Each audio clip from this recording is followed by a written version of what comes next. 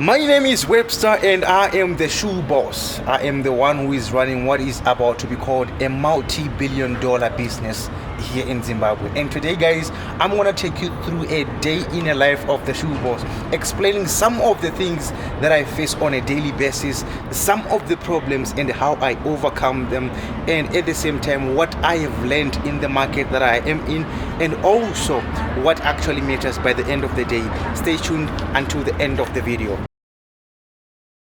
40 views in 3 days. Come on, guys.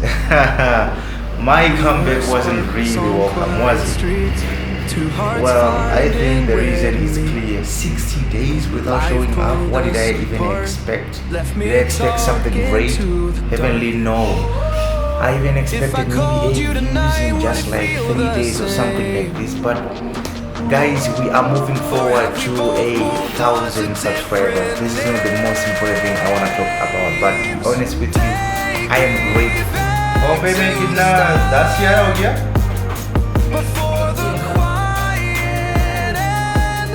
Nahi, I paid, just check with Uncle. Alvin is at shop now. He is at shop with cash. Yeah, can you confirm with Uncle?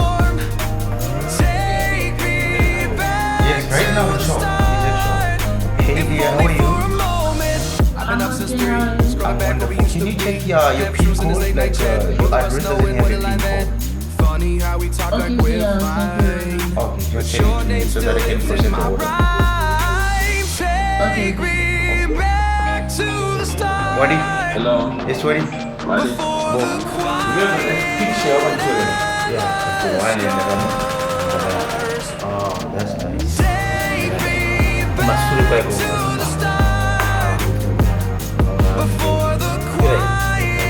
how do you plan to distribute? Whatever. Mafundiro anashi. Material sego manini.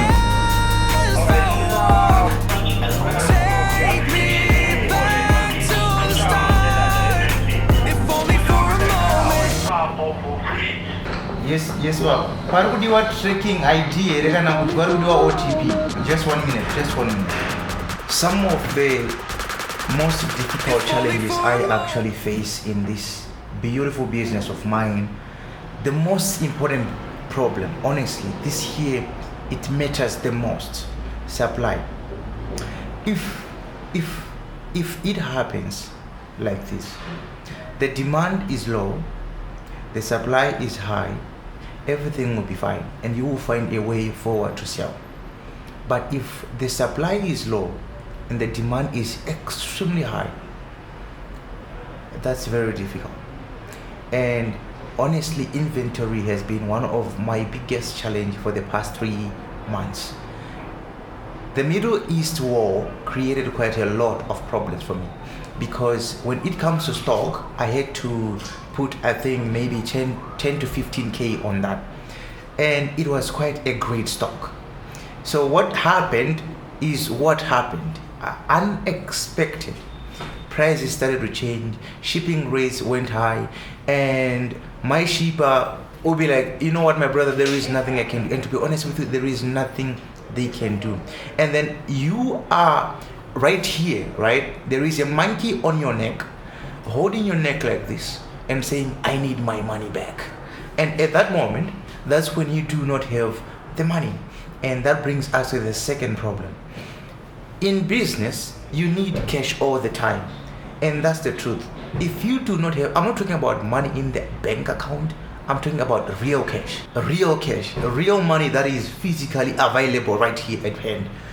Because anything can happen at any time, right? And you must be able to fix that. Nobody's gonna come here and then be like, oh my goodness, he's my bro and I'm gonna understand. There are no feelings in business. You need cash all the time. And that's the other problem that I had to face. You know, when you're calculating things in business versus reality, it's totally different. You can really put things accordingly in your own way, and by the end of the day, you may realize that, oh my goodness, you are actually plowing a barren land later. So that's another thing. You need cash all the time. You need cash just in case anything happens. Just if anything happens, you need cash. And number 3, I have seen that here in Zimbabwe there is less education when it comes to what people are actually buying in terms of products. You are trying your best to persuade the customer who has been in a difficult market, who has been scammed, who has been ripped off, who has been, beaten by the society, and they no longer know who to trust anymore. Now, lastly, customer behavior. Ladies and gentlemen, we do have customers who love to do what we call window shopping. Most people, they do love to just see things and not making a buying decision. You might save somebody so well to such an extent that you may think that this here it's a real sale, and maybe the person is gonna buy maybe $200, $300 worth of an order. But by the end of the day, they're gonna ask you, when do you often open on Sundays, or what time do you close? These are just excuses that I have learned from customers that do not buy things. And to be honest with you, these are things you can expect all the time, right? But at the same time, not more often, because sometimes you may end up confusing a potential customer and a window shopper, because most people, they just love to window shop. Over the weekend, it's quite quiet, ladies and gentlemen. I mean, there is traffic, yes, but mostly it's surprisingly quiet. Like right here, you don't really see that much of movement or something like that. We had a guy who came in here and he was like pretending to be like a mute, somebody who can speak or something like that, and then he was like speaking sign languages, and then he went at the back and then he came back, and then he was like, can I have a pen so that I can write what I wanted to say or something like that. I gave him the pen, and surprisingly he wrote to me that he was hungry and he wanted like food to eat. I mean, we do have people who really say this like in a truthful way, but at the same time we have more people who are like really doing business just by scamming people, acting as if they can't do anything. And if you look at those people, like, they are really great people. They are physically healthy. Everything about them is really good. I mean, somebody is actually dying to be even just like to even walk, but other people are using that as probably their best advantage, of course.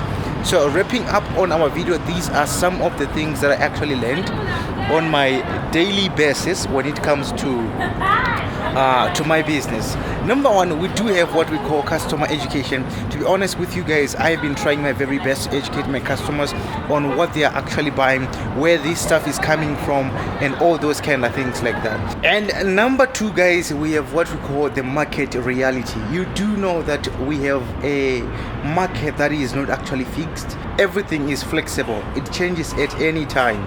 And to be honest with you, it has been one of those things that I had to learn later, that if you are into business, you need to understand that the market can change at any time, and you must be prepared for that. Then we go to the online pressure versus the in-store pressure. To be honest with you, my online presence is even the best up to now, because I built my own Indian business online, right?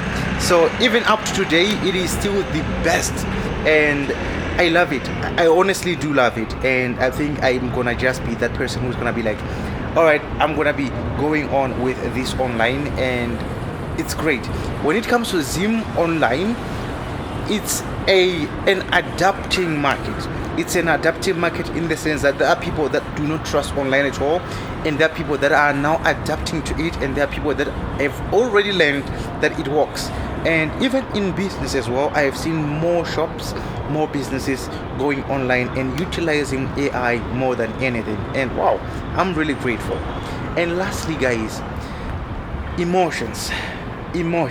There are things that do not matter in business, and they can even matter more when you're in business, because it just matters. Emotions in business, they are actually real, and you must be able to manage them. It's just so crazy. By the end of the day, everything comes to one point: delivering value and changing people's lives. I have so many things that I need to do in my life, and being the shoe boss is not one of the best I can say. But I will tell you one thing: I am so grateful that there are hundreds, thousands of people who we have been following and who are saying that you have changed our lives. I make sure that by the end of the day, it's not always about money. I need money, yes, but at the same time, the main thing is to deliver value to my customers and also to solve their problems. If I cannot do that, it simply means I am doing nothing, right? But if I can do that every day, all the times, that simply means I'm really doing something.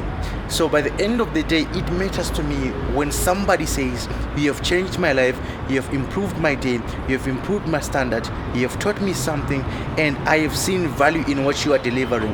That matters to me. If it is not that, then I don't know what we are talking about. So that is the most important thing to me, and that's what I'm actually looking forward to focusing more, fixing customers' problems or fixing people's problems and making their day just simpler, better and easy. Guys, this here brings to the end of the video.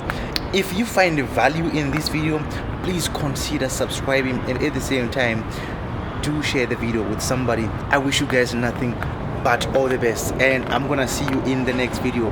By the way, the ShoeBoss right here.